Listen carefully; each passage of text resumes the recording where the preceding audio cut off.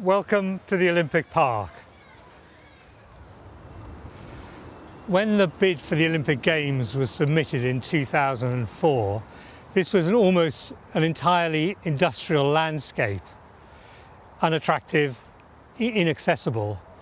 The river was much of the time just mud, and the valley was crisscrossed by overhead power cables. Since then, the lock has been constructed downstream so that the river is now navigable and enjoyable for people and for wildlife. And the overhead cables have been put underground. The landscape has been reshaped and replanted, making a new park for East London and for all the surrounding communities. When the athletes moved out of the Olympic Village, the housing that they occupied was turned back into flats, and the grid of streets was then extending northwards up towards the Velodrome to create a new neighbourhood, Chobham Manor. It's a much smaller scale place than the athletes' village. It's much more typically London.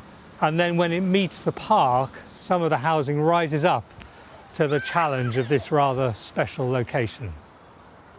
What we tried to do was to make sure that the new development wouldn't be an isolated piece of city separate from its surroundings, but instead try and see it as a natural extension of the group of neighbourhoods that encircle the Olympic site. For all the consultants who were working on the design of the master plan, and we were part of a much larger team, the challenge was to make sure that as much as possible of the huge investment that was necessary for the Games would all have a lasting value as part of the legacy. We began our visit in the North Park, where you can lose yourself in the natural undulating landscape.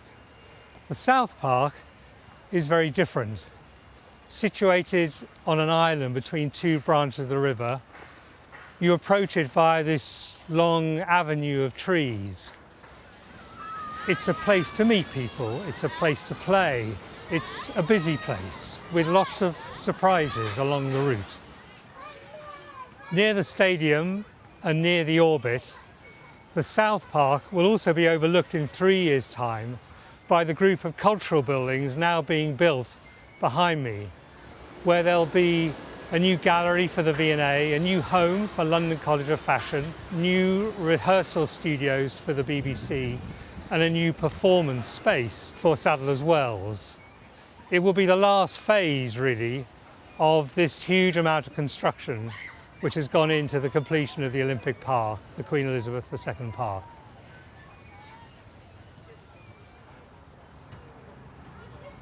For me, it's fantastically exciting to see the park being used in so many different ways. And I feel the same about the housing, really, and the new developments growing up around it, that it's their variety and the different ways in which people have interpreted the potential of the master plan, which in the end is making the park, but also the community around it, a really interesting place.